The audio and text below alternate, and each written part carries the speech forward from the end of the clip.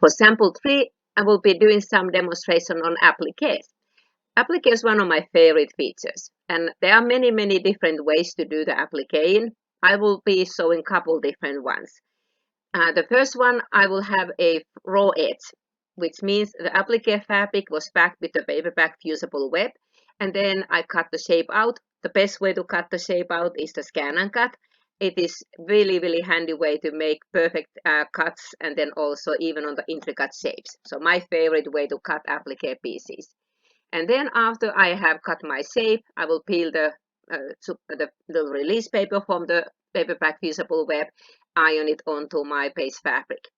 So now we have options. How do I cover that raw edge? We could use a blanket stitch, we could use a satin stitch, we could use decorative stitch, or then we could even couch on yarns on it. I'll show little live samples that I've done using the even just a kind of little yarn on top of it. The blanket stitches depend on the machine. We may have two different versions. And then also we have maybe some machines we have a special satin stitch, or then we can use the zigzag and make it just a shorter stitch length, and variety of different decorative stitches. So I'll be showing those ones. The other way to applique is if I have a applique fabric that the edge has been turned under. I don't need them so wide stitch to cover the raw edge and hold it in place. All I have to do is to catch the fold. So I'll be showing on a live demo then on a piece of fabric that just has a tiny folded edge under, and I can do this small quilting applique stitch. Often I refer it as a hand look applique. Machine calls it the quilting applique stitch. Of course, there are lots of other applique methods. We could do reverse applique, Madeira applique, all kinds of ones, but I'll be showing a couple of those techniques also. So that'll be my little exercise on the sample 3. Like on my machine, if I go to the group 2, I have a couple blanket stitches. And this one tells me to use the J foot, which is my standard kind of zigzag foot. It has a little bit of visibility, but not enough for me. So I normally like to either use the N foot that has a little bit more visibility, or the open toe, which I currently have it on my machine already set up. So when I move the camera, you'll see that one. The blanket stitches on Luminaire and Solaris, we have an extra one. The normal blanket stitch, the straight part will be going back and forth multiple times. This one will be a bit quicker, a little bit less dense. You'll just do forward swing, forward swing. On my dream machine, I didn't have this stitch, but all the other computerized machines, we can make our own stitches. So on that machine, I went to the character decorative stitches, and on there, I just created my own stitch, because on this one, I can go ahead and just do that, tell where I want my stitches to go. So I did my little blanket stitch kind of on my own, and it was just a simple like that, a little bit better lined up, but I made my own, saved it in the memory, and I had my own stitch that way. Well, this machine, I already have one built in on those ones, so I can use that one as well. We have some other stitches that you could also use for that one, but at the moment, I'm gonna use the one that pretty much any computerized machine that we have comes with this one. In this stitch, my stitch goes forward, backward, forward, kind of like 3 times. If I go onto the heirloom stitches, looks like we have a blanket stitch there too. And they just call it hem stitching. This is really called a pinch stitch or point de Paris, different names for it. In this one, other than it being mirrored, which of course we can always go and mirror it either way in any of these stitches, but this one also, the straight side, it goes even more than 3 times, so it's very dense. It's mostly used with the heirloom sewing, so when I do a little other demo, I'll show about that one. But I'm gonna go and pick up my normal blanket stitch. Again, yes, I can still mirror it if needed, but I'm gonna leave it this way because that works great for my sample. As a default, this stitch comes at 3.5 millimeters wide and a length at 2.5. I have a pretty small piece, so I'm gonna make my stitch a little bit daintier. And so I'm gonna put the width also the 2.5 and the length at 2.5. Again, it's just my preference. Sometimes I use it at 2 and 2, but I'm gonna use these settings because that's what I have on my instructions on the little class exercise. So now I have my set. Other thing what I could also do is I could use my little left-right shift on the machines that if you have the left-right shift at the separate, I could shift this stitch either way from the center nil position. Sometimes it might be helpful when using that one if you want to use the toe of the foot as your guide. I'm gonna put it back in the middle on this one, because then I have also some other options on my machine. I could of course put my guideline marker, and this time I would most likely want to turn the subline off on this one. I often just only use one on this because I really only want to see the edge, and I would use my edge for the stitch where I want to have it. Let me close that one. Another option, the machines that we have cameras, and we have had cameras for 12 years, I believe, now in our top of the line machines. So anything starting from Quattro on a Prado line, Elissimo on the Baby Lock line, and then also the Dream Machine, Destiny, and then the Solaris and Lumine. I just had to think about all the models. We have had cameras for so long. So the cameras we often use just on an embroidery side because it's a great way to align my piece of embroidery to be perfect. But anytime on the top row, we also have the live camera. So I can turn it on and it just shows me at the moment the overhead look on it. So if I put my piece of fabric underneath, I could audition just to see how would that look like if I would be stitching that at the moment. So I would kind of line up and see how my stitch would look like. So that's a great way. That camera is just so helpful. If I touch this piece on there, I'll get a little overhead view on it. So I could see exactly where my needle position, if I put my needle down, that is where my needle would go. And I can even zoom in. So I would see that, yes, I'll be starting right at the edge of the fabric. So instead of me kind of try to use the hand wheel and see my needle where it would land, I can use the camera different ways. To close this window, I just touch OK. And then it will show how it would look the stitching on the fabric itself. On my machine, because this one is the top of the line, the best of all the machines, I have the Lumine and the Solaris, and it's the same. Those machines, we also have a projection. So I could turn on my projection, and on that case, what happens is, and now I need to move the cameras. So if I turn the projection on, it will project that stitch right on my fabric, and I could use my special stylus that I have for my machine, and I could even shift the stitch, change the settings. So if I wanted my settings to be a little bit further, a little bit wider, I can just to change it right on the fabric. I see it exactly what it's gonna be. Maybe I put it back on that 2.5. And then I could also lengthen the stitch length, or I can also use the shift. So that way I see exactly where my stitches are going. All kinds of great tools we have. And I can show while I have this guideline marker, this projection on my fabric. So this time what I'm going to do, I'm just going to start about halfway and I'm going to show into the point. Other cool feature that is really helpful, I could use my knee lever, or if I turn on the pivoting function on my machine. What that means is when I stitch, so see my stitches go exactly on the spot. It just made it so much easier. But the minute I stop, my pressure foot lifts up a little bit, so I could pivot my fabric easy. On the straight part, it's not that important, but when I go around the curve, it is really handy to have the pivoting function on. So let me show until the point, and I show how we're going to do that corner.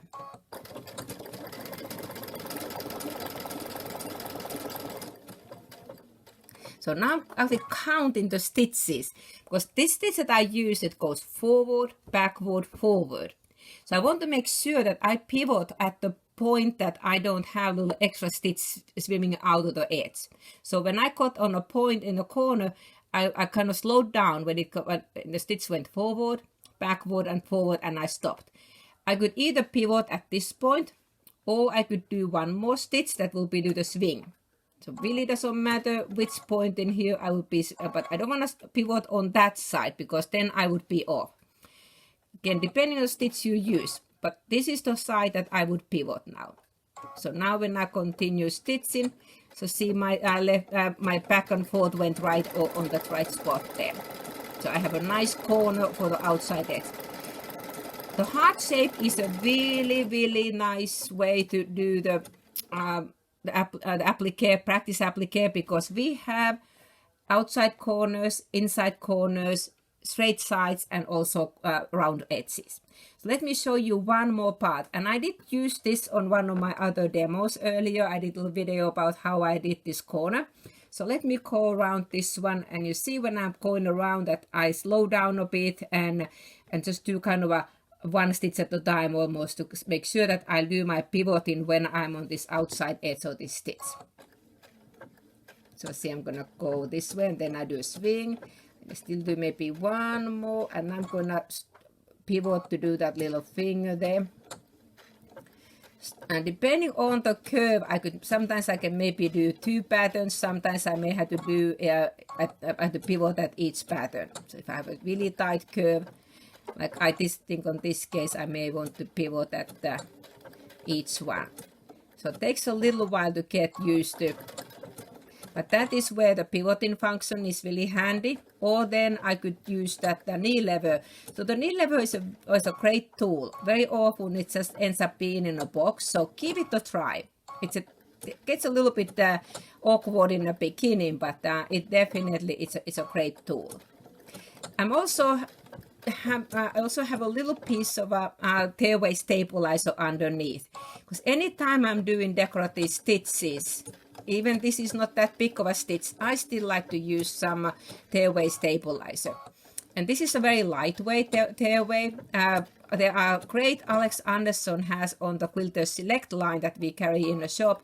She has great kind of a really lightweight stabilizers that are designed for quilters. So she had Floriani to create a line entirely for the quilting things. So they're all her favorite type of features on those stabilizers. I'm approaching that corner. So that was, notice I was going pretty slow on that around it. Now I'm going on to that point. So here's what I'll be doing on this one. I'm gonna go very slow, gonna count in my stitches. So I went to forward, backward, forward. Next one will be a swing. I still do that little swing. Now I'm gonna pivot, but if I now pivot all the way, my next stitch will be going forward, backward, forward. My corner wouldn't look very pretty. I could have done this little swing right in the middle, but I still didn't think it looked so pretty. So here's a little trick. I'm gonna, instead of rotating 90 degrees, I'm gonna do only 45. And then I'm gonna stitch in place. How I stitch in place? I will drop the feed dogs. Excuse me. So I'm gonna go on my machine and drop the feed dogs. Now it's important that I don't move my fabric, so I was still holding it in place. So now I need to count my stitches. So this one was going forward, forward, and swing. So I need to do the entire pattern. Okay, forward, forward, and then swing. And I will stop, pivot another 45 degrees. So I'll be going towards this other corner of the heart and do another pattern. Forward, forward, and swing. Now I'm gonna lift the feed dogs back up. And my machine, I had just to touch the screen. So now I can keep going on this other corner. Oh, I need to do backward and forward and then do the swing. So this is where I kind of sewing with the slower speed makes it back kind of prettier stitches. Okay, I'm gonna stop on this point because I want to leave a little bit on this corner for another stitch. So let me just cut the threads. Oh, sorry, don't kick the camera. So that is what I wanted on that one. I wanted to have those 3 stitches right at this corner, and then I have the pretty nice corner on there also. I left a little part because I want to sew. I want to sew another stitch. I'm gonna sew on this little piece of the applique. Now the satin stitch. Satin stitch, we could either just to use ordinary zigzag stitch, just shortening the stitch length and making the width the size we want. That definitely will work also. The satin stitch is a little bit different. If I do a full satin stitch, the difference between the zigzag is that zigzag goes always forward. It's like a swing, it always keeps going forward. I have on my machine a couple places. On this number 2 group, I have a stitch, they just call it the decorative stitch, or I can go on a quilting group, and in there also we have a stitch, the Q25, and again, they just call them decorative stitches in the machine. However, these are true satin stitches. And if I lengthen the stitch length, you can kind of see the difference on this one. Instead of going forward, it will go straight across. It's more like a Z rather than kind of like going forward. So this one is a true satin stitch. So again, really doesn't matter which one I use, but this is something that often I use when I do satin stitching around. As a default, this stitch comes as a very wide stitch, 6 millimeters wide. I'm gonna make it this much smaller because especially my fabric is kind of tiny piece on the applique, so I'll go about maybe 3 millimeters wide. And because I'm using fairly thin thread, I'm gonna shorten the stitch length a little bit also. So depending on how close I wanted those stitches to be. And then I could also move my little position and even change the tension if I'm using heavier threads. Anytime I do applique, I normally do a test on the similar fabric set, the threads I'm using, and then if I'm happy with the stitch, then I do the actual stitching. I have set my fabric under the pressure foot and I put my projection on. I know the camera doesn't really pick up that projection very well, but I see it clearly on my fabric, so I see that my stitches are going over the edge. And I still have my pivoting function on, so when I start stitching, and minute I stop, my pressure foot lifts up a little bit. Again, the same rules apply as with the blanket stitch, that you want to pivot when you are on the outer side of the swing. That way, if I pivot when I'm in the inside, I may get a little gap on the stitching, especially sharper corner. So let me stitch a little bit and then we'll see the difference on here.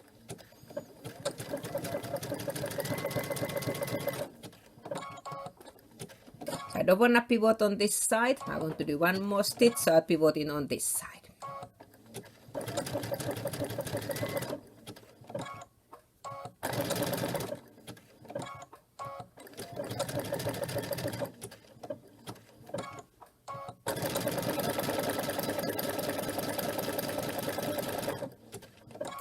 And I mean just to tie the stitches a little bit and cut the threads.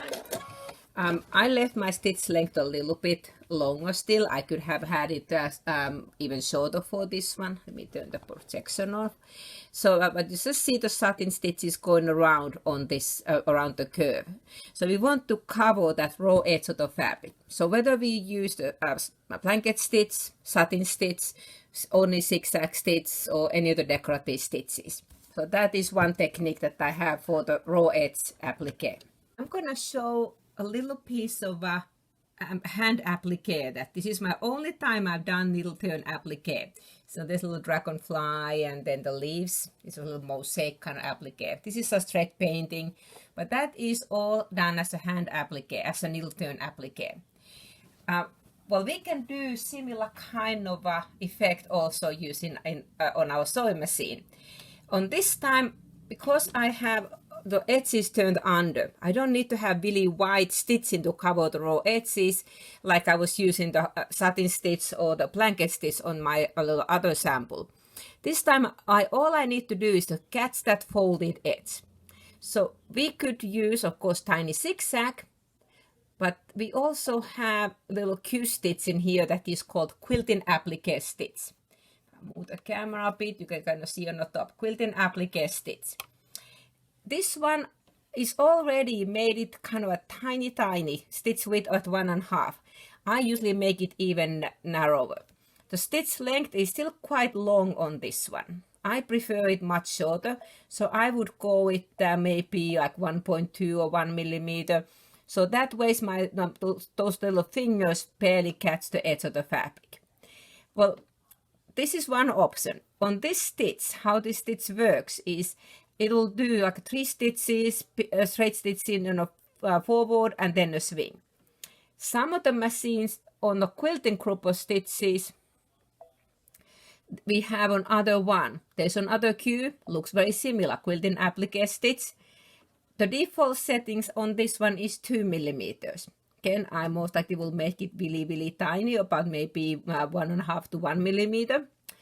Maybe I'll do one and quarter for the sample in here so that it'll show a little bit more. But I make it usually really tiny on a width. And I may even want to shorten my stitch length also. Well, looks really similar what I had before. However, on this one, between those two thread stitches, there's only 2 parts when the other one had 3. So I will have a little bit less needle penetrations on my fabric, so it'll be even more invisible. And when I do this one, I either would use matching very thin 100-weight silk thread is my favorite for that one, or then I could use a monofilament thread on the top also. I'm using still the green Madeira Cotona 50-weight thread, so you'll be seeing some of those stitches on this one for the demonstration, but in the real applique I will be using either matching very thin one. And then also I often put a really tiny needle on. Just a reminder, if you go to size 60, that's 8 needle, which is one of my favorites for doing this work, you can't use your built-in needle threader. It will break it. So definitely have to remember to hand thread those really tiny needles. But I use them often for that because then they make tiny holes. And I'll show some samples that I've done that way. So let me go and set up on my machine and then I'll demonstrate this stitch. And this is the time I definitely like to use the open toe foot if possible. The end foot would be another option. It has a fairly good visibility. However, the open toe, I can see even more on this one. It is one of my favorite feet for applique work because I can see so much better. And let's see if I can get my foot better. So I have lined it up at the moment so that my stitches are going the straight side again, the base fabric, and those little swing to catch the fold. So when I'm stitching, so that, and actually that green thread works pretty well because it matches my background fabric. And my stitch width at the moment is at 1.25 millimeters. We sew a little bit this way, and then I'm gonna change it now to 1 millimeter, even smaller stitch. Straight edge is pretty simple to do because I don't have too much guiding, but corners I would go slower and then just to kind of use my built-in function again. I'm gonna make the stitch now, let's go to 0.5 millimeter, just the tiniest stitch. Now I'm not gonna go so fast because otherwise it's kind of hard for me to guide it, to just catch that edge. There we go. Let's see how that looks like. So here I have sewn, oops, let's see, I'm gonna get that on the camera. So I started at 1.25 millimeter wide and my stitch length on this one was 1.8. So they are about 1/8 of an inch apart. Then I made my stitch width even narrower. So I made a little bit about 1 millimeter and then I went just barely catching on 0.5 millimeter wide. So if I had used monofilament thread or even just to kind of a darker thin silk thread, I would barely see those stitches. So it kind of imitates like I would be doing the needle turn applique by hand. So that is one of my favorite ways again to do applique in a machine. So if I use a raw edge or if I use one that the edges have been turned under. I'm going to show a little bonus on this video. On a hands-on class, we normally don't do other than those 2 techniques, but I'm going to show my favorite way to do a narrow stem. For that one, I have a couple options. I could, of course, just take a fabric, make a tube, turn it right side out using tube turners, so whichever favorite methods you might have for that one. But other option is, on this case, I just press this piece with the raw edges together. And if it is cut on bias, I can shape it pretty well also. So this one was a 1-inch wide strip. So I pressed it in half and then I'm gonna sew in the middle. And this is where this foot is great because I have a 1/4 inch really on both sides. So I want to sew about 1/4 inch from the edge. Really, actually, this case I'm gonna sew right in the middle. So I'm just gonna do a straight stitch. Oops. Doing on a camera, I don't always do my best stitching. Here we go. So let me cut the threads. And then what I'm gonna do, I'm gonna press this edge over.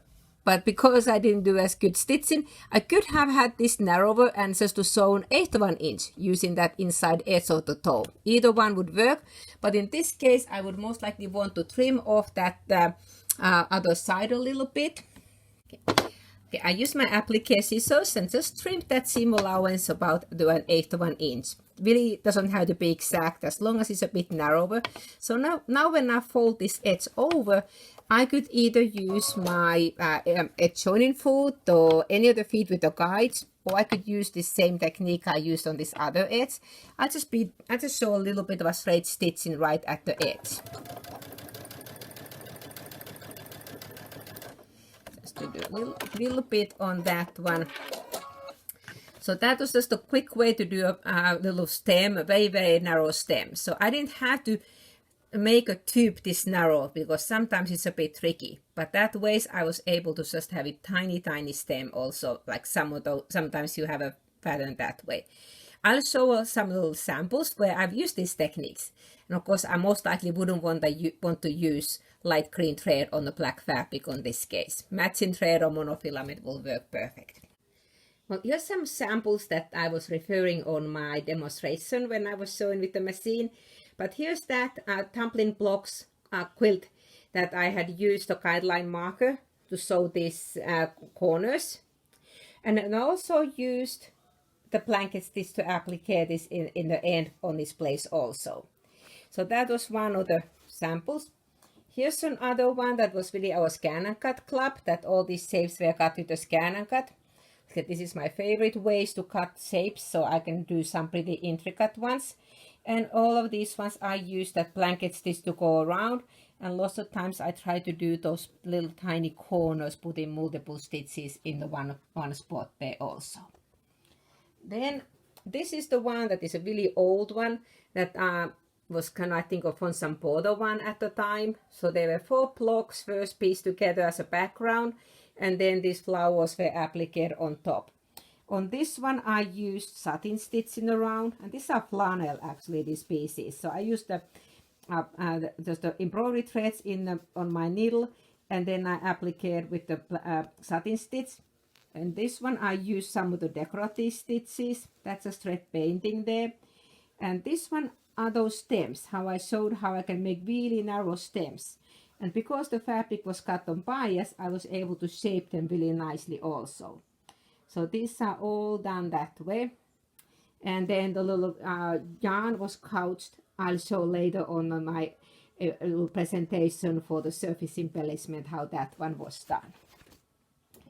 Well, here's my Halloween quilt. Lots of applique on this one. Yeah, I did mention that I do like appliquing a lot. So all of these little pieces have been appliqued. Lots of blanket stitching, decorative stitches. And this one I have used as a satin stitch around. And then this one looks like just little decorative stitches. And here is blanket stitches around. And then finally little pumpkins and a tree. I have used the decorative stitches with variegated threads. A little bit of a shiny metallic threads around the pumpkin. So that's my little Halloween quilt. I have a little wall hanging at the living room where I changed seasonal pieces. So that's why these are lots of small ones. A great way to try different techniques. Well, this one is my only one that I done hand applique. Try to do my first time ever needle turn applique. So this one, all these little mosaic pieces have done that way. This one is just a free motion on the thread painting, and these are thread painted, but all the pieces have been hand appliqued. My only hand applique work, because this is really more that I like to do my hand applique. All of these edges have been turned under. And I used a tiny, tiny little quilting applique stitch around it, and I used a really kind of matching thin thread on it, and then rest of it is just a thread painting. So that was just a little flower that I had done. Here's another tip how you can also cover your raw edges. This is couching over a thinner decorative yarn, kind of metallic shiny yarn. I just put a zigzag on a couching foot. I'll do the demonstration on that one on my little service embellishment part. But yes, I have some red on my pieces here also. So this is my Valentine's Day wall hanging. Sample number 4 is really nothing to do quilting other than heirloom quilting. This was one of those techniques that we were not sure which class to include this one. So we had time in here on this one, so I decided to include on this number 3 class. Wing needle, sometimes called as a hem stitch needle, same name for that one. This technique is often used on christening gowns, table linens, any kind of heirloom sewing. It is again imitating some of the hand sewn techniques, and the hand sewn technique often is referred as a drawn thread work, where we will pull the threads and then sew, so that way there will be a bigger hole in the fabric. Well, how we create a bigger hole is using a wing needle. These needles come on 2 sizes, 100-16 or 120-19. Really doesn't matter which one you use, the larger needle makes us a tiny bit bigger hole. But this needle has kind of like a wing shape. So when this needle goes through the fabric, it will spread the fibers away, and the stitches that we use are usually special ones that go back and forth, and they will create a bigger hole on the fabric. So the important thing on this when using this needle is, first, do not use your needle threader. You have to manually thread this needle. Good news, it has a big eye, so it's fairly easy to thread. Other thing is, we need to stabilize the fabric. And the fabrics what works best for this one are natural fiber fabrics. Cotton, linen, silk, those ones will work the best. If your material has any polyester on it, the polyester fibers have a memory and they tend to close the hole, and we kind of lose the effect on this wing needle. Because we often use lighter weight fabrics also, on my sample I'll be showing on a thin organdy fabric. So I have stabilized it already, and I could use some of the liquid stabilizers, or I could use also some of the tearaway stabilizers, and I'll have examples about those ones. But we need to either stabilize the fabric very stiff or use some other kind of stabilizer underneath it. And then again, normally when I do decorative stitching, I don't go pedal to the metal, kind of so to slow to mid speed on that one. As for the needle, we have a large needle. As for the thread, thin thread. So normally this is kind of one of those exceptions for the rule. Normally we want to have a thin thread, thin needle, and then if we have a thick thread, we put a larger needle. This is the exception. We have a humongous big needle, but we use thin thread. Because if I put thick thread on it, that thread will fill the hole and we lose the effect. So again, the best results if I have a matching color or close to matching color thread for the fabric and a thin thread for this needle. And the best foot to use is foot N. And there's a variety of stitches we can use, so I will be demonstrating those ones. For the next sample, I'll be doing some hem stitching, wing needle stitching. I have 2 examples. I have from the Smets and I have from the Classe. So many other needle manufacturers, they make these wing needles. Sometimes they call them hem stitch, but they really is the same needle. These needles only come on 2 sizes, size 116 or 120-19. Really not really doesn't make too much difference which one you use. The one with the larger number makes a tiny bit larger hole. They also come on double wing, where one side of the wing is one side of the needle is a wing needle and other one is a standard needle. I'll be demonstrating the one using just the standard one. What this needle does is it will allow us to make a big hole in the fabric. So the shape of that needle is like a wing. It is flat, gonna look like it's been squashed up. It'll flat on one side, and it also has a large eye. Well, because I'm using often very thin fabrics, in order for me to have the machine not to eat it all up, I need to have the fabric well stabilized. So this one is cotton organdy. So I have already put a couple layers of Terial Magic for that one. And Terial Magic is a great one to make fabric really stiff. I get in gallon containers. I use it a lot. I also put some on into spray bottles, so if I don't want to soak the whole bigger amount of it, I just spray that one, let it dry a bit, and then I will press it down. It makes the fabric really stiff, and then also kind of secures those raw edges that they don't fray easy. It's a great product. Other options is we could use the best press. It doesn't give as much stabilization.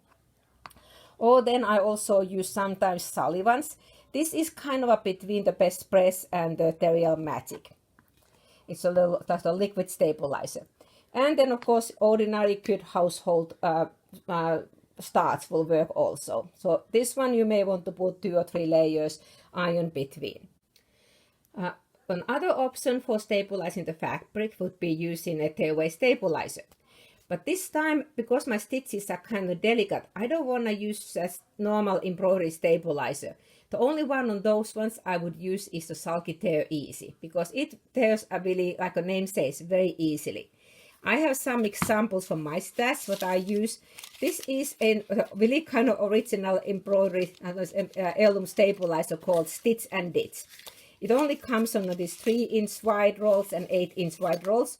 But that was created really before we start to have all these fancy embroidery stabilizers. This is another really great stabilizer. It's one of the Alex Anderson Quilters Select brand, Quilters Select Tearaway. It is a very lightweight stabilizer, but it is fusible. So you can iron it on the wrong side of the fabric. It will stay there kind of temporarily, but you can still pull it out. It's great for any kind of applique also. And then other options, I mentioned all these Sulky Tear Easy, or then also the Totally Stable, which is an iron-on version. It's a little bit denser, so that maybe would be my last choice between those other ones for if I want to use an actual stabilizer. As for the fabrics, the best fabrics to use are 100% natural fiber fabrics, whether it is 100% cotton, 100% silk, or 100% linen, or it could be cotton linen blend, of course, too. If you have any polyester on it, even a blend, that polyester fiber, why they don't crease as easy, those fibers have a memory. So when I do the hole using that wing needle, that hole wants to close back up, kind of lose the effect on that one. So anytime you have any polyester or man-made fibers, they don't give you the best results. So we want to have the big hole to form. And then also the thinner thread will work the best. Because if I put thick thread, then when the stitch goes back and forth, it kind of fills the hole, and then I don't have the pretty hole on the fabric. So let me go ahead and set them in the machine, and I'll demonstrate how we use this needle and these stitches. Okay, I'm on here on my Lumine, and I'm gonna go for the heirloom stitches, or hem stitches, heirloom stitches. So on my machine, that will be on the group 3 of those stitches. So all of these ones are built for the wing needle. I can use these stitches also with the standard needle, but they make really beautiful looks on when I use with the lightweight fabric and the wing needle. Any of these stitches when I select, the description says that they are for hem stitching. And I'll be using this stitch first. I'll be using the daisy stitch. I leave it in a default needle, default settings, which is set for maximum 6 millimeters. With the wing needle, you shouldn't really go all the way to 7 because the needle is so much wider, so it could rub against the side of the stitch blade otherwise. But I can make it smaller, so I'll do a little sample with the default settings, and then I make a little baby daisy, a little bit smaller one also. Then I'll be doing a little bit with the entredot. Again, actually on my machine, I already had changed some of the settings, what the settings I normally like to use. The default settings are, again, they are much larger. They are about 5 millimeters, so I had used it on a little bit smaller. Then I'll be using also the ladder stitch to attach a ribbon, and the pin stitch. Pin stitch looks a little bit like the blanket stitch, but it will have multiple times when the stitch goes back and forth on this right side. So I will start with the daisy stitch. I have set my machine already. I threaded it with the wing needle, set the wing needle in and threaded it. One reminder is that don't use your automatic needle threader for wing needle. The needle is so much wider, so it can possibly damage the needle threader. But the good news is that this eye on this needle is really large, so it'll be easy to thread manually. So I have currently 50 weight light green cotton thread on my needle. Normally I would use even thinner thread, like 60 weight or sometimes 100 weight thread or 80 weight quilted heirloom thread, so that thinner my thread is, prettier my stitches look. And most times I would use matching color. You can use contrasting also. So let me sew a little bit on this one on the default settings, and then I will change the stitch width a little bit smaller.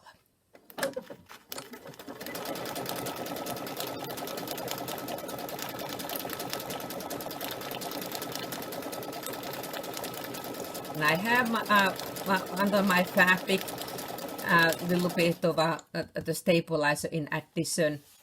And look at that, how pretty that is. Let me do a little bit on the smaller size of the stitches. So I will make the stitch width about 3.5, so about half the size, and I'll lengthen the stitch length to 2.5.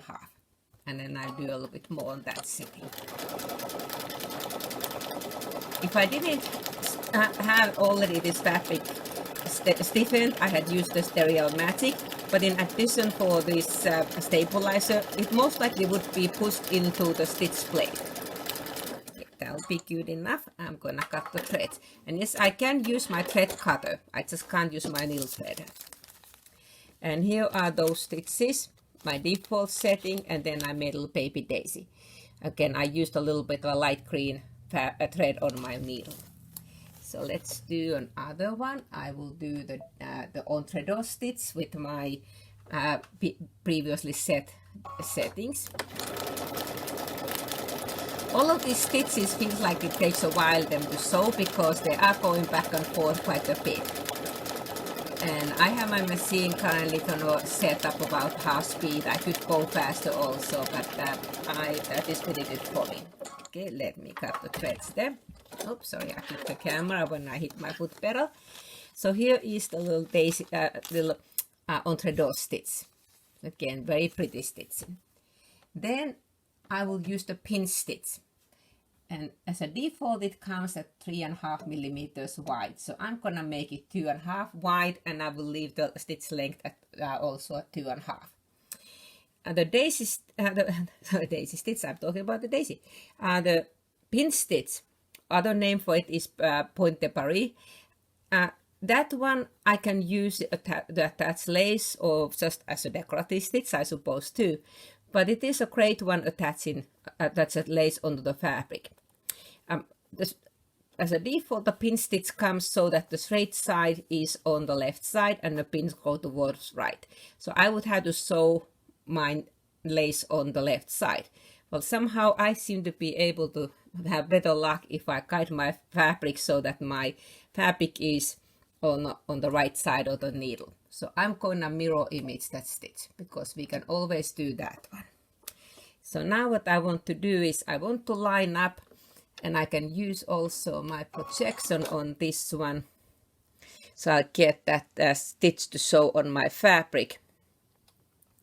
And I'd like to have the same way as an applique, the straight side of the stitching to go on the main fabric and those little fingers onto my edge of the header on the lace. See, that goes really a lot of back and forth. And I would attach the lace first both sides, and then I can trim the excess fabric underneath the lace away then with the little lace scissors. So little, I like the scissors that have a blunt toe on those ones, so I don't cut the lace accidentally. So I just did one side. So here I have attached the lace with the pin stitch. Then one more stitch that I'd like to use is just on a demo. There are lots of other ones I could use also, but other one I'm gonna use the ladder stitch. Let me sew first without any ribbon. You can kind of maybe see on a camera, but my projection really nicely shows the size of the stitch. I'll sew it first just on its own onto the fabric, and then I will lay a 1/8 of an inch wide silk ribbon on top of it. And all of these stitches I'm using the end foot. That is what is recommended, but it gives a really good visibility for my stitching. The default settings are that it is 5 millimeters wide. I can make it a little bit wider, up to 6 millimeters, so I can make it narrower. But I think that's pretty good in there. I'm gonna leave it as it is. And this is gonna be the most interesting kind of a color combination. I have a purple ribbon and kind of a seafoam green thread on this one. So they were just kind of whatever I happen to pick up on my hands first. So this one, when I lay my ribbon on top of that stitching, so it'll just nicely go right over. And I may make my stitch width up to 6 millimeters on this one. There we go. So that, because my ribbon is a little bit wider, so here we go. Again, the end foot has a really good guide. Other option I could use is the open toe foot. So let me do a little bit with this one. And cut the threads there. So now let me turn the guideline, the projection off. Pull this one out of the way. Actually, I'm going to snip it out. We can see both ways the stitching. So on this one, I did the ladder stitch without the ribbon, and then I attached the ribbon. So multiple ways to use some of these stitches, but they make really beautiful heirloom stitches on the natural fiber fabrics.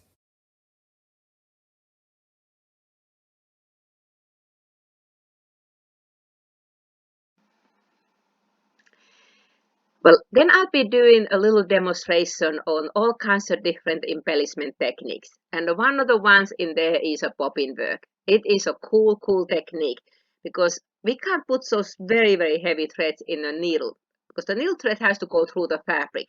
So the heavy threads, they just have a hard time physically going through the needle. Also the needles, even though we can have a fairly large eye needles, but some of the heavy threads that I use, there is not needle big enough to accommodate those. And also some of these decorative threads, they are a little bit more fragile. So minute they would go through back and forth in the eye of the needle, they would just fray. But we have a way to use those ones. We'll put them in a bobbin. Because the bobbin thread doesn't go through the fabric. It just gets pulled from the top side and caught underneath. So of course that means we have to put our fabric upside down. And then often I use stabilizer unless it's a quilt sandwich. But if I have a stabilizer, the stabilizer is on the wrong side, meaning it's on the top side of your fabric because we stitch the fabric upside down. And best one to use this technique is to get a special bobbin case. Some machines even come with this one, but it can be added for any of the Baby Lock and Brother computerized machines. And here's a picture, actually a photograph of that bobbin case. It's a gray color, even different color than our normal bobbin case. And then other things are different. There's a bigger hole for this bobbin case for these heavier threads, and also there's no pile, none of that little fuzzy cut stuff in there, because we can't use our thread cutter, and the fuzzy stuff is used by machine for cutting the threads. We have to manually cut the threads. If I try to use the thread cutter on these heavy threads, I may jam my cutter. So I will demonstrate and emphasize those points again. If your machine didn't come with that bobbin case, you can buy the bobbin case, but also there are kits that will allow to get you the bobbin case and even different covers depending on machine. I think some of the Brother ones come with a little video and then the screwdriver. Because that is one of those bobbin cases that we are allowed to play with the tension. So I will demonstrate this one. But the best thing is, just a little other tip is use an open design and the end foot or open toe, but end foot is my favorite. So I'll do a demo on that one. And lastly, this is in a classroom when we just do a little demonstration. We normally don't do this part as a hands-on because it will take quite a while. So on this one, there are many ways and many specialty feet that can be used for decorating the fabric, doing all kinds of surface embellishment. And I only mentioned the bobbin work on a previous slide, but then we can do, just of course, using the decorative stitches, and the end foot will give all kinds of decorative effects, but we can also couch yarns and ribbons, and that's when we have variety of feet that we can use for that one. We can even sew on beads, so I'll be demonstrating how to do that one. And then, like often if you do crazy patch, you may even sew charms and lace and different kinds of things also. But then I put some extra feet also on the bottom that can be used for all kinds of surface embellishment. Free motion couching foot, there's an actual photograph and then a line drawing about it. Then we could put trims and sequins by using the sequin foot. We can also do kind of a three-dimensional fringes and loops using the fringe looping foot. So let me show you a demo on that one. Cool stuff. I love playing with these feet and all kinds of specialty techniques. This last part, what I do on the number 3 class, we normally do this just as a demonstration, since there are so many different techniques. But this is just really the last thing in here that we can do all kinds of fun stuff. I have just some scraps that we've been using in a class just to decorate in some crazy patch blocks, and you can see these are just kind of used as a demonstration. But crazy patch is a great place to do some of these surface embellishment techniques. Of course, we can do it on other garments and home decor items as well. I had been playing quite a bit on just a more subtle one on this one. There's a crazy patch pillow that I had done earlier, and all I did on this one was a little bit of a decorative stitching. But the stitching what I used on this thread, it's not your normal thread. This is quite a bit thicker thread, and because it is so thick, I couldn't put that one into the needle of the machine. It's just way too thick, and also it was kind of weak thread, so it would just spray there. So this technique that I used on this pillow, and also I have used it on this little journal cover. Then the crazy patch is one of my favorite quilting techniques because you don't have to be very precise with it. And this one I have also used that same type of a stitching, and this kind of a heavier thread put in a bobbin that is called as a bobbin work. So I'll be demonstrating that technique first. For bobbin work, so when we put the thick thread in a bobbin, so what kind of a threads can we use? Well, this one is definitely too thick to put into the needle. This one is Madeira Decora, kind of heavier thread. It's a polyester, so it's a rayon thread. Then I have this one is a number 4 really kind of overlock serger thread. I use this one's awful in the serger loopers. Then I sometimes go wild and glittery. This one is the Wildlight Candlelight. Again, none of these threads would work in the needle. Then this one is a Wildlight Pearl Crown Rayon. It's a little bit thinner than these others, but it's still pretty thick thread. Of course, then I could use Pearl Cotton, which is kind of like the Pearl Crown Rayon, but this is not as shiny because this one is cotton. Of course, I could also use this good old ordinary floss. This one is more like a crewel type of hand embroidery thread. Again, I definitely couldn't put that in a sewing machine needle. It would just be too weak and too thick. It would fray it on that part. So those are some examples. So I have some of the bobbins I already wound for me. This one is actually 12 weight cotton, which I could put in a needle as well. But we can use it in a bobbin too. This one I have this number 4 cotton, so I'll maybe use some of these ones to play with and show how this work. You can wind this one in the sewing machine. This one you may have to hand wind because it kind of comes out tangled otherwise. But you can wind them in a bobbin winder in a machine. Just wind them with a little bit of lower speed, not the full speed, because they are so much heavier. Well, when we put this heavy thread in a bobbin, we will have to have a different tension for that one. Well, our normal popping case that comes with the machine, there's a tension screw that has been sealed, so that usually a green paint.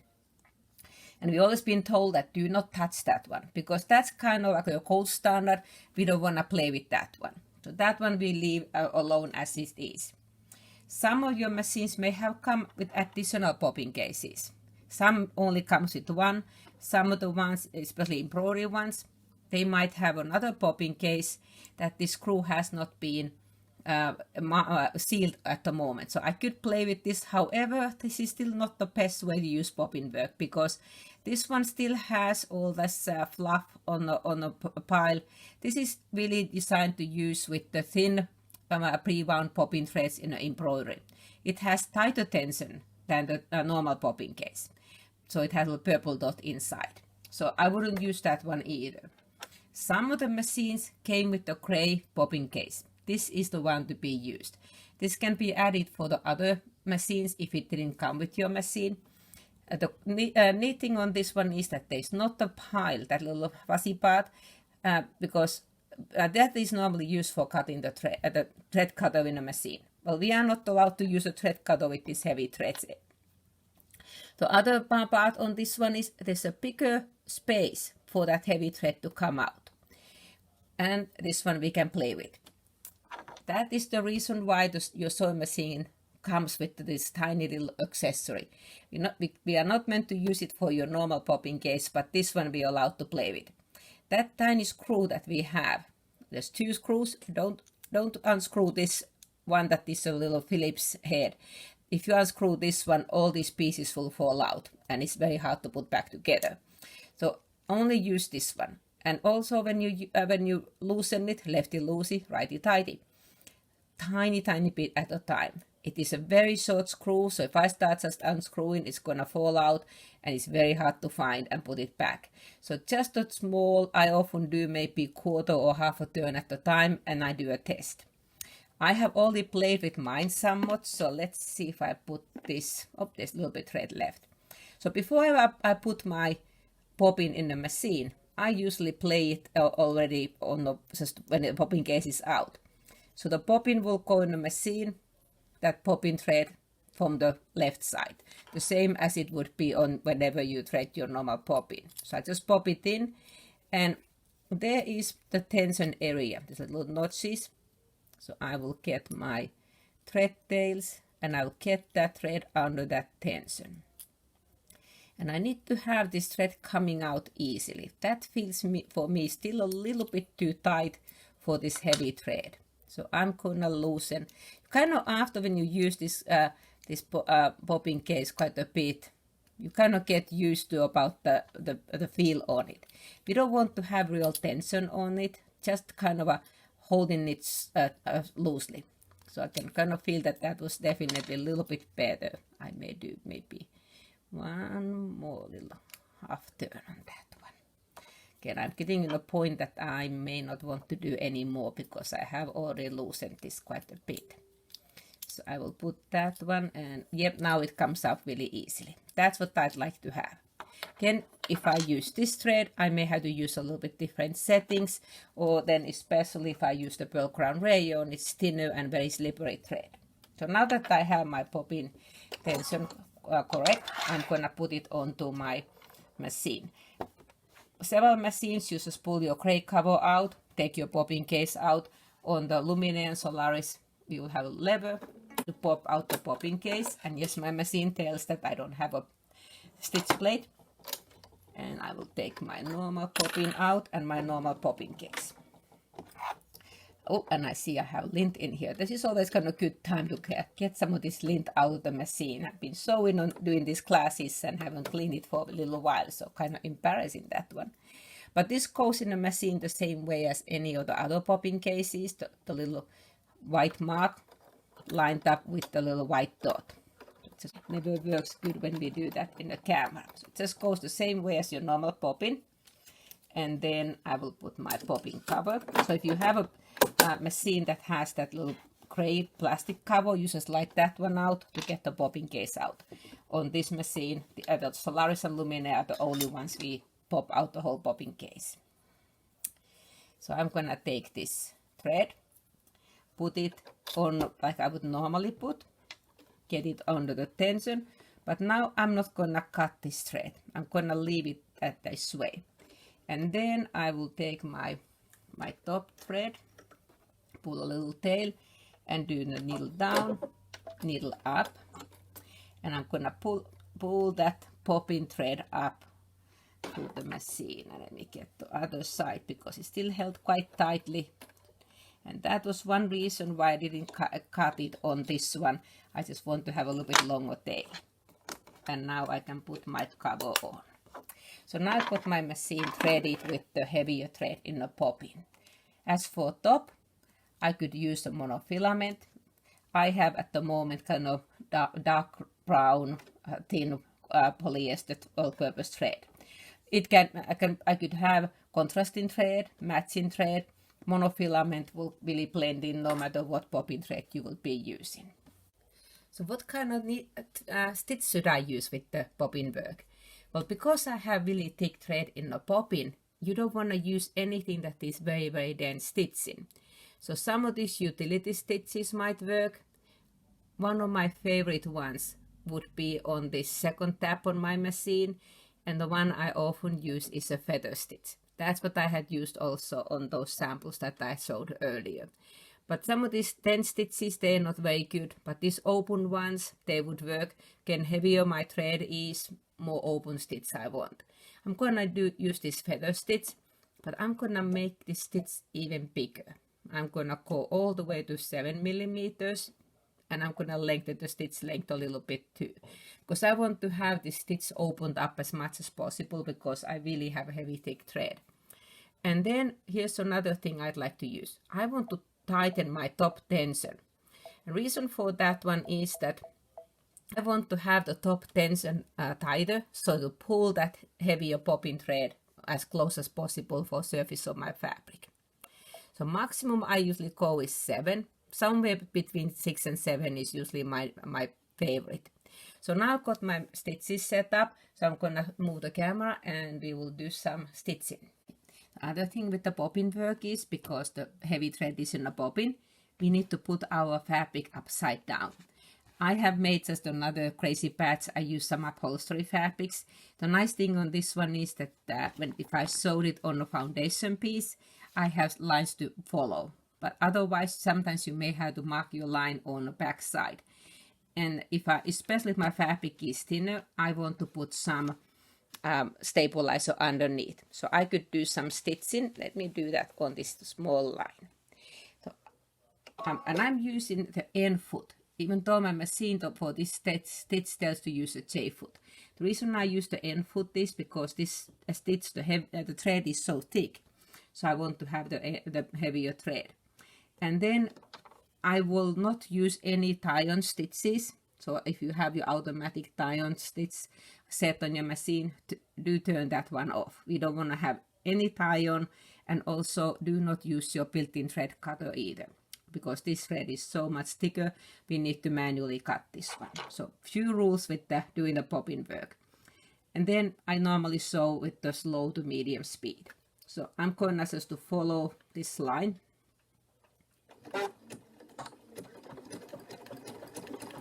The nice thing on this end foot is that it has a little gap, so I can line it right in the middle of my stitch.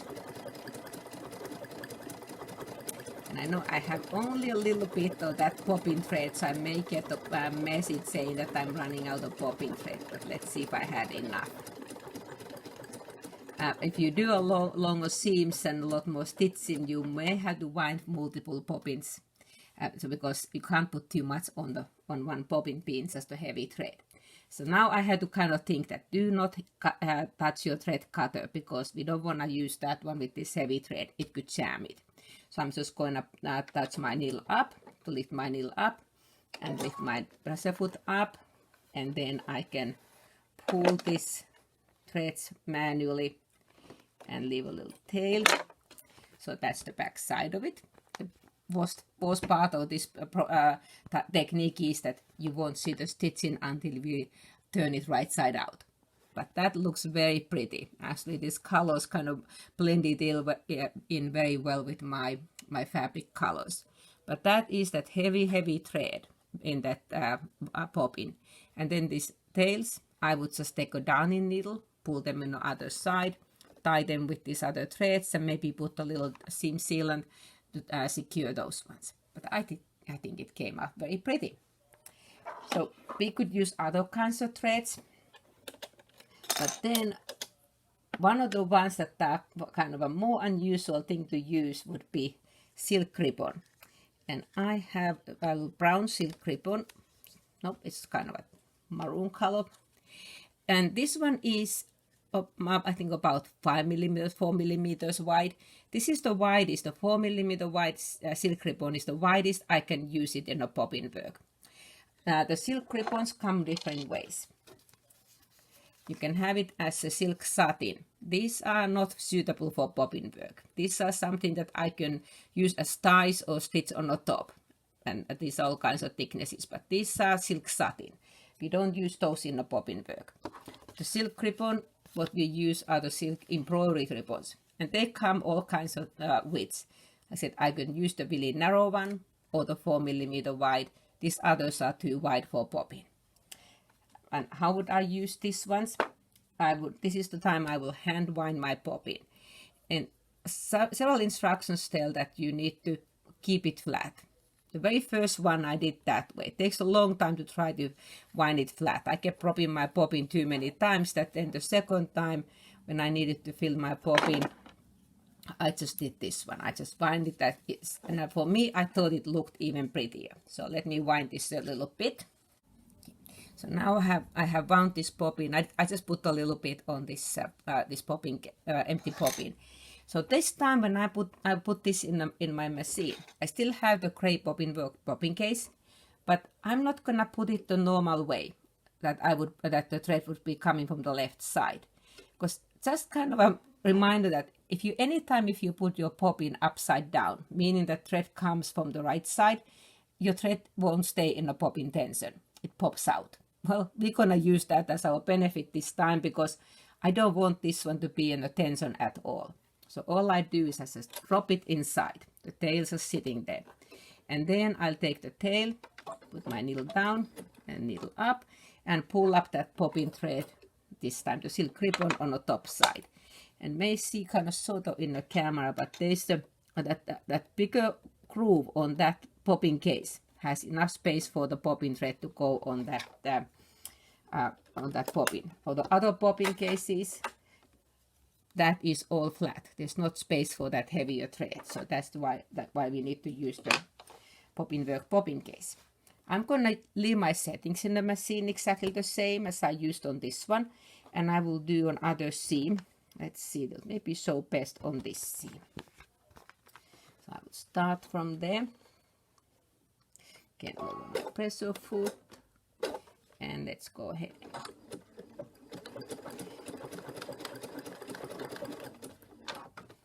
I keep those other thread tails out of the way because I did not secure them.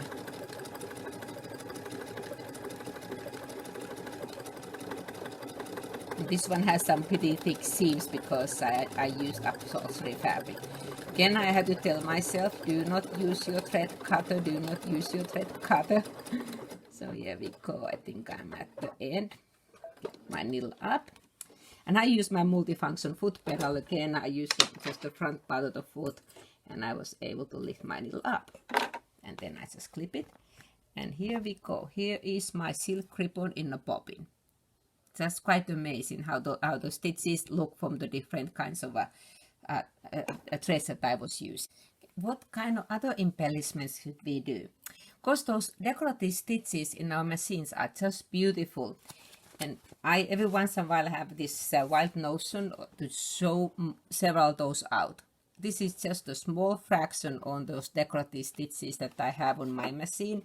I started stitching, but then I kind of get tired of it because there are just so many, but they are absolutely gorgeous.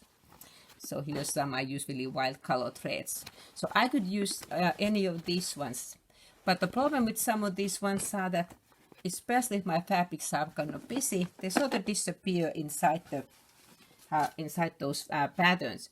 So here's another way that I can have the stitches to show a little bit more. I could couch a ribbon. And this is pretty wide grosgrain ribbon. Again, this is going to be really wild colorations. But it pretty much fits between my either open toe or the end foot. And I'm going to use the same stitch, other than I'm going to put my tension back to 4, because now I have ordinary thread on a bobbin also. But I left the width the same. And this time I can do tie-on stitches because I'm now back to ordinary threads. But this one pretty nicely can almost, this is a little bit wider, but almost fits between my the toes on the foot.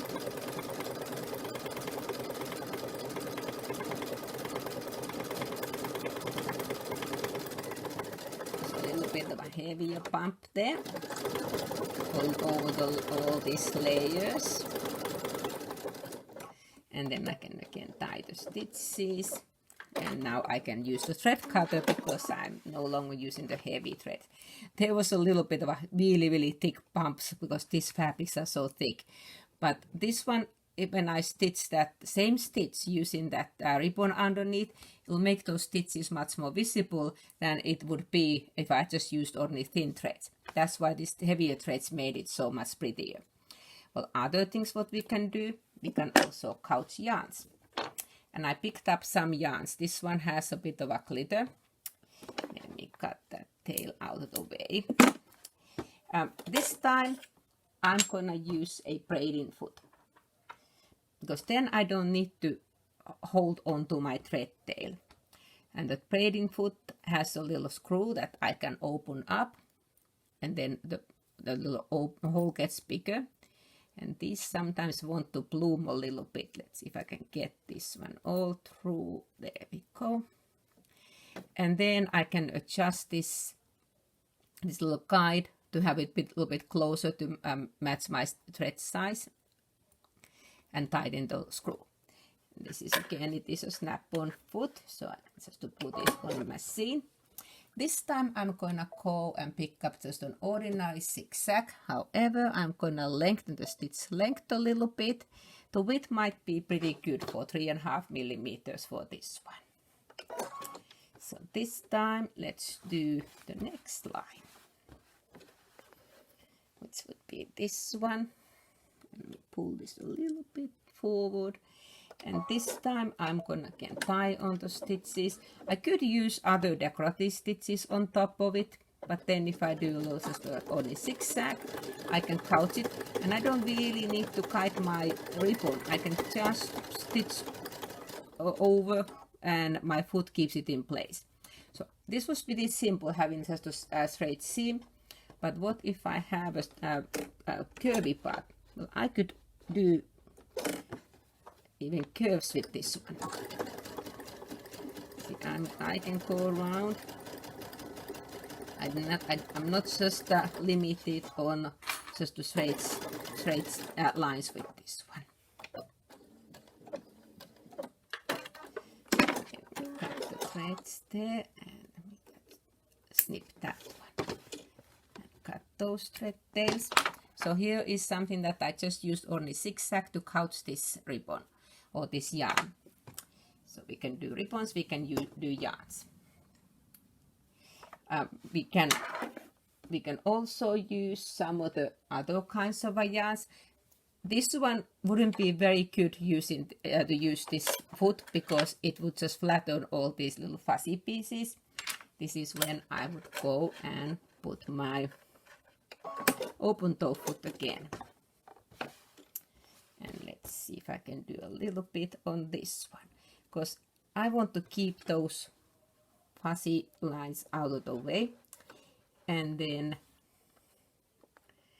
I will do a zigzag, but this time I'm gonna make it a little bit narrower, maybe 2.5 millimeters. So it just goes over that. Oh, sorry, I keep hitting the camera. I'm gonna lift my pivoting function on. So if I go a little stitching, I would use a little stylus, so this kebab, to keep those little fuzzy pieces out of the way. only a little bit more. Cut these tails. This is the only thing on these ones, that you get lots of little pieces on the table. And I did clean the fuss out of my machine when I took the popping case out. I was a little bit embarrassed about seeing all that lint inside there. There we go.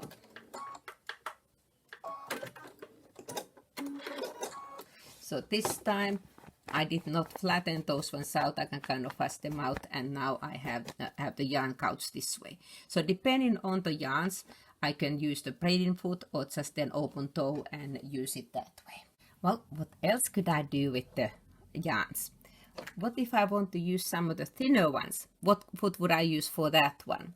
Well, we have few options. We have cording feet, and they come on different ways. They come with the places for 3 cords, with a 5 or 7. If it is the 3 cord, I could just take this yarn and get it underneath that slot. So I could either just use 1 or up to 3 on this one. But if I have one of these ones that, like this one, has 7 holes, so I could use all 7 or 1, 2, 3, whatever number I wanted. But then I like to use one of these little dental floss things. They are really handy sewing tools to have. And I will get the thread tail there, pull it through, and then I can put this in a machine. I can put multiple yarns on that one. Well, I already threaded the one that has 5 holes. I threaded all 5. I put different kinds of just those medium-sized threads. Some are pearl cotton, some are those number 4 heavier threads. And then after I cut them all in, because it's always easier to thread these ones when you have your foot off the machine, I tied them all together, because so many times I had kind of cut them all in, put the foot in the machine, and then I pull one of them out. That way they are all safe there. And then we put the foot in the machine. So now let's do some stitching on this part. I still have some space left. Well, this time for my stitch, I'm gonna use the 3-step zigzag. I could use the feather stitch, but I want to have something that goes multiple steps. If I just do zigzag, then I might as well have them all in one lump to start with. But I took all the time to separate them, so I need to have a stitch that will separate them as well. And I'm gonna make the stitch width all the way to 7. And the length I just leave at the moment as it is. If I put monofilament thread on my top of the needle, I wouldn't even see the top thread. It just looks like these yarns would be floating on the top. Again, I don't have to kite my yarns. All I have to do is just to kite the fabric, and the foot pretty much keeps them in place there. So I can do straight stitches, so I can go around the little corners. The only time that if I start seeing that they start tangling up a little bit, I may just kind of separate them a little bit and then keep going. And I don't want to catch them in there, so here we go.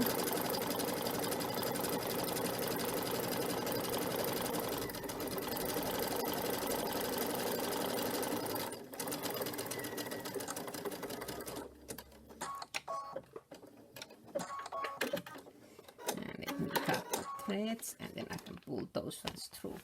So here we have it. So I have 5 yarns that are neatly stitched side by side, and they are just held together with that little 3-step zigzag. Well, some other feet that are handy for to do couching as well would be the free motion couching foot.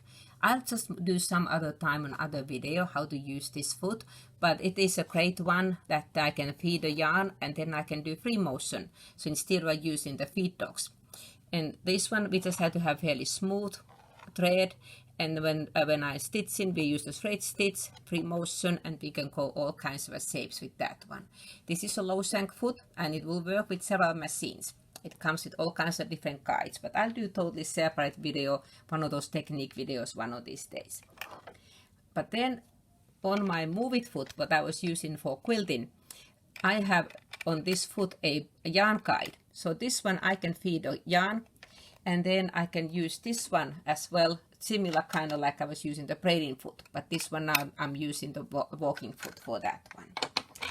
And that foot comes with a little extra guide that attaches to my machine to give me extra. Then I'll do some other videos about those ones later on, those specialty feet. But then, what about beads? Could we put shrunk beads with the sewing machine? Yep, we can do that one too. And these ones are just those craft beads. That's the largest size we can put it in the machine. These ones are 4mm diameter, so that's the biggest we can put, because the foot that we will be using is called curl and piping foot. And that one allows me to do that size. There are a variety of different kinds of piping feet, and I have tried to find all mine. I have a total of 5 different piping feet for my machine. These ones are really made for heavier kind of a real piping.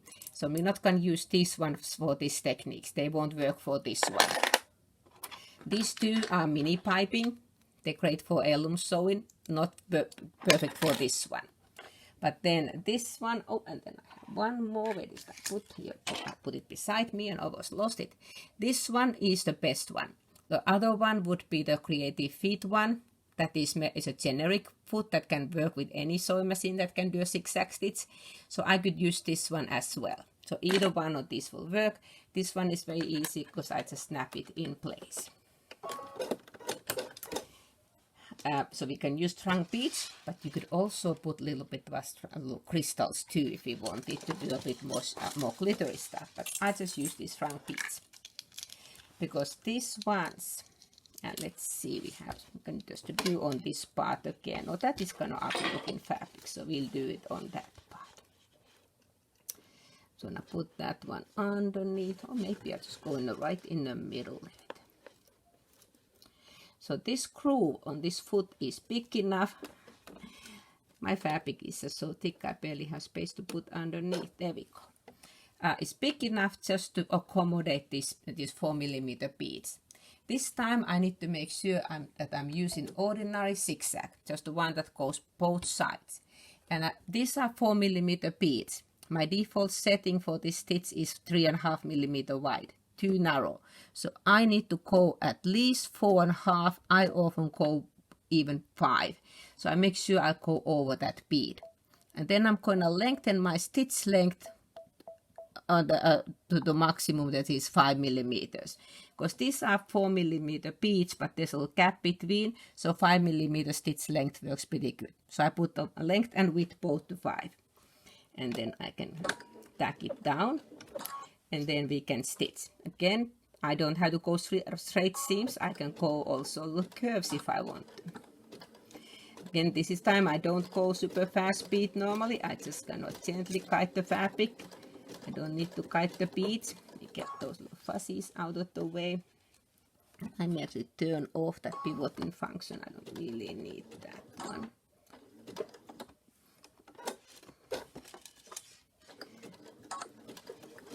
Go into the edge in this one. Okay, so I want to show that I can do slight curves as well.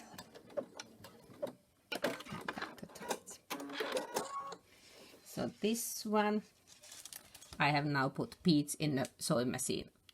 And if I use monofilament thread, of course this dark thread fairly well blended up onto my fabric. But if I put monofilament, again, I wouldn't even see the thread. So those are just some of the techniques that I can use for embellishment. So we started with the bobbin work, and then I was using the ribbon for decorative stitches. Then I have some couching over heavier yarns, different types of yarns on the thinner cords, multiple cords at the same time, and then finally the beads. There are lots of other kind of things we could do, and the crazy patch, we could sew on buttons, we could add charms and lace. So all kinds of different techniques, but that's just a little start.